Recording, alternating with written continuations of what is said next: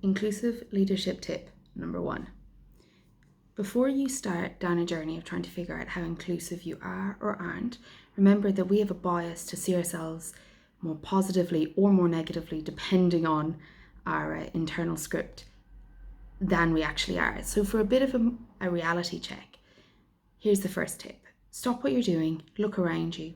Who are the team members that you appreciate the most? Who are the team members that you give the most trust to?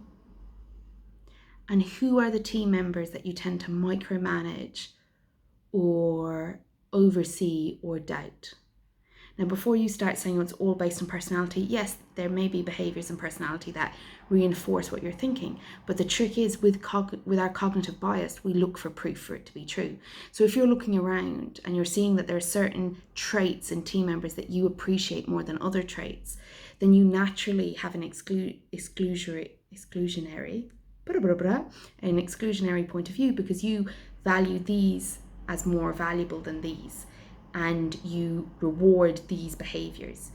Now here's the next piece.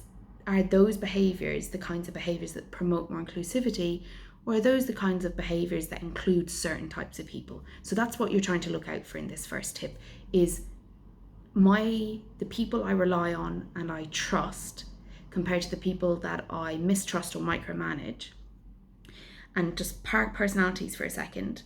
What are the traits that I'm trusting and what are the traits that I'm micromanaging? And then ask myself, do these traits that I preference and prefer not to experience somehow create exclusion within my way of managing or leading?